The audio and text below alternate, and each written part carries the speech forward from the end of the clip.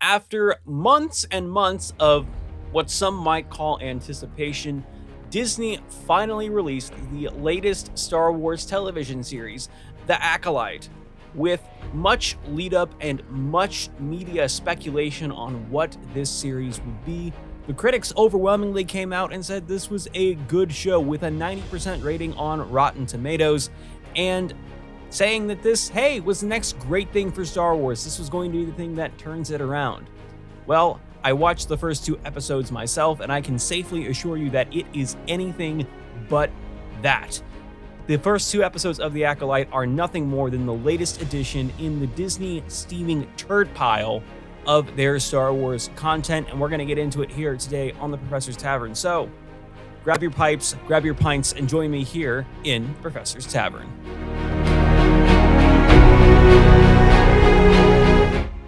Welcome back to the Professor's Tavern. I am your humble tavern keep, Mark Conroe. If you are a returning patron of the tavern, welcome back. If it is your first time, come on in and join us at the bar top here as we discuss the latest disaster in the Disney Star Wars universe, which is, of course, The Acolyte, run by showrunner Leslie Headland. It was hailed as the next great thing in Star Wars, a thing to stick it to the patriarchy, where women would finally have their say.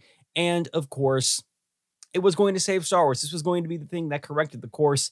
And I can safely say that it doesn't do that in any way, shape, or form. It is just the latest iteration of garbage to come out from the formerly great House of Mouse. Now, I will admit, I went into this first couple of episodes with a little bit of bias. I have not loved what Disney has done with Star Wars over the last, well, the entire run, basically, where they have owned Disney Star Wars. It's not been something I've ever thought really highly of. There were a few high moments for me. I initially liked Force Awakens. Upon rewatches, it has lost some luster in my eyes. I really enjoyed Rogue One. The first couple seasons of The Mandalorian were pretty good. The last season of the Clone Wars 7, was one of my favorite animated shows that they have done. Everything else, steaming pile of garbage. The Last Jedi, Rise of Skywalker, you pick a movie that they have produced, you pick a TV show basically, and it hasn't been great. There have been shining moments perhaps in each of those shows, but it hasn't been enough to save any of those shows or really come close to being worthy of the Star Wars name. The Star Wars that we know from George Lucas is long gone and dead. They're just masquerading around now with the corpses of the characters that he created, bending them to their own whims and wills. And you can see this a lot in The Acolyte. Though we are not introduced to any characters that we know from the original trilogy or from the prequel trilogy or even from the Clone Wars, the same terrible tropes they have put forth in their shows are easy to spot, and they're not trying to hide them. They're right there front and center. Let's get into the first episode here a little bit.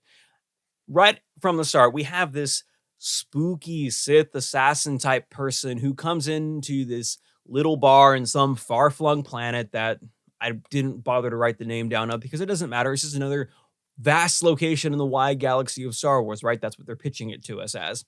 And she comes in and she fights a Jedi Master, right? With fucking knives. Not even like, cool, like space age knives. No, it looks like the cheap $10 shit you can buy on Amazon that you're going to take to the Ren Fair, right? Those kind of throwing knives, And she fights a Jedi with that, right? And the Jedi doesn't draw her weapon. Oh no, it's all force this, redirection. The fight scene was terrible. The entire fight choreography in the show is terrible, and I'll get into that in a second. But she kills the Jedi by fucking stabbing her in the chest with a knife. What the hell? Disney Star Wars has done nothing but show us that getting stabbed means nothing in this universe. With lightsabers, mind you, far deadlier weapons than the knife that this assassin was using.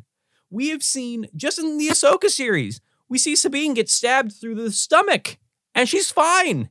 A wound that killed Qui-Gon and many other before him, right, just shrugs it off. No problem. But getting stabbed in the chest with a knife, oh, well, that's endgame right there. That's it. That's all we need to know. Just another example of Disney not understanding how Star Wars works, or perhaps even more nefariously, they do get it and they're just choosing to ignore all the rules to suit their whims and needs. goes on. I thought this was going to be an interesting premise because the next thing you know, we wake up and we supposedly see the assassin again, right? But now she's on a frigate and she's like this space mechanic, and oh, it's a Trade Federation ship. Remember them from episode 1? There's a little member berry for you. Uh, she goes out, she repairs this thing, she comes back, she gets interrogated by these two Jedi because, hey, a person matching your description just killed the Jedi Master, like a click away or wherever it is, somewhere else in the galaxy. We're going to take you in for questioning. And so they sort of play this out, right? Where it's like, oh, maybe she's the assassin, maybe she's not. She had this twin. The twin died in a tragedy, right? And then they reveal at the end of the episode that, oh, no. The twin is still alive, and she is training to be a Sith. And we also have this good twin over here who dropped out of the Jedi Order, right? Right? And it doesn't know how to use the Force anymore, right? It's the same thing we see with Luke in The Last Jedi, where, oh no, he stopped using the Force for a minute, so he can't remember how to do it. Just really, really terrible stuff. The Jedi don't know how to use Force sense. I'm jumping all over the place with this. I'm just livid right now, and I apologize for that. But so many basic things about this whole series just drive me bonkers. The scripting is just bad. The acting is not great, with one exception. There is Master Soul, who I'm blanking on the actor's name now. He's doing a pretty damn good job, in my opinion. I think he's the only one good highlight of acting in this entire show out of the entire cast, which honestly isn't saying much, but I still think he's doing a fine enough job. You have just terrible dialogue, a lot of show and not no, I'm sorry, it's the other way around. It's a lot of telling and not showing. Just the action scenes are terrible. I have had lightsaber fights with my brother in the backyard that have more heart and better choreography than the fights that we get in this show. It is ridiculous that these kinds of things get approved for a show that had a budget of $180 million. You think they could choreograph something worth a damn? You think they could get us to invest in the characters even a little bit, but they just don't. It's mind-boggling to me. Well, okay, it's maybe not that mind-boggling. I have seen their work, but just, I mean, I have notes. I have notes on the thing, and it was torture. I stopped to shout at the television multiple times during both of these episodes. It was bad. In the second episode, right, we have this Jedi Master who's meditating, right? He has this big Force wall that he's like keeping the assassin out of so she can't stab him, right? So what does she do, right? She goes to a guy, gets a poison, and then goes back to the Jedi Master who's putting this Force shield, a Force shield, that's original, around himself to protect himself, basically, right? So he can't be touched. And she shame talks him, quite literally, into committing, I can't say the word on YouTube, but you know what I mean. He drinks the poison and he offs himself. Why does he do this? Because he feels upset and guilty because when the kid was young, he couldn't save her from her village burning down, which, from what we hear in the show, was the Sith assassin's own fault. Now, maybe it's going to be revealed later in the season that it didn't actually happen that way, and they're setting her up to be this, again, another stereotype that likes to get played out in today's modern cinema. Oh, she's just a misunderstood villain. She wasn't loved by the good guys, but she was loved by the bad guys. So we're going to take her side in this whole thing. It's just ridiculous. It is asinine that this kind of thing gets approved and that some people are just like the clapping seals who say, oh yes, it's great, we love Disney. Nothing they ever do goes wrong. It's ridiculous. Now, fortunately, the audience seems to be in my line of thought that this is a bad show. I think it's currently sitting at like 44% on Rotten Tomatoes. I could be wrong. I'll have it up on the screen here so you can see the exact numbers.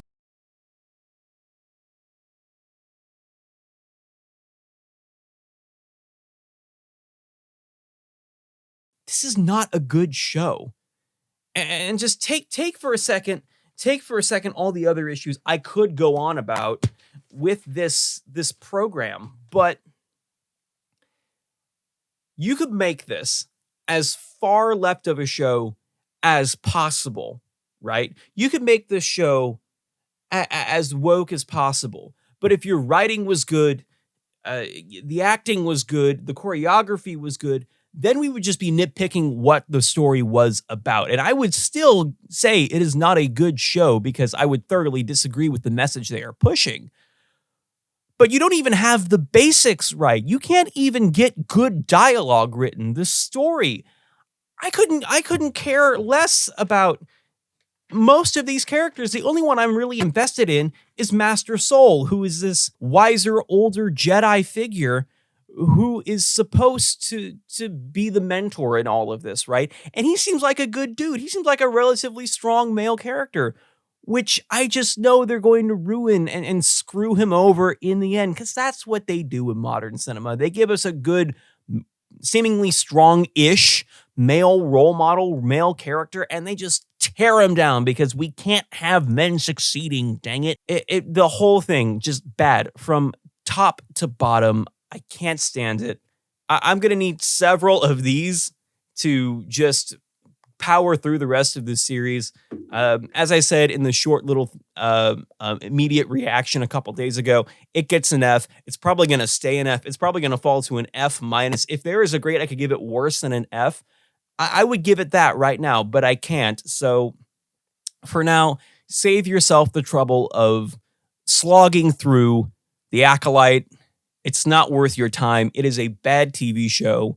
It's only going to get worse. And someone take Disney away from the Star Wars game. Someone needs to take Star Wars far, far away from them, to a galaxy far, far away, preferably, so that we can actually maybe potentially get a decent Star Wars show 20 years in the future. Let's give it a rest. Let's put it to bed. It's not working right now. We'll come back later with better creative minds. And hopefully we will not get another single TV show in that pie in the sky future that is anywhere close to the garbage heap that is The Acolyte.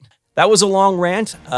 Thank you for sticking around and listening to me vent about the destruction of one of my favorite franchises.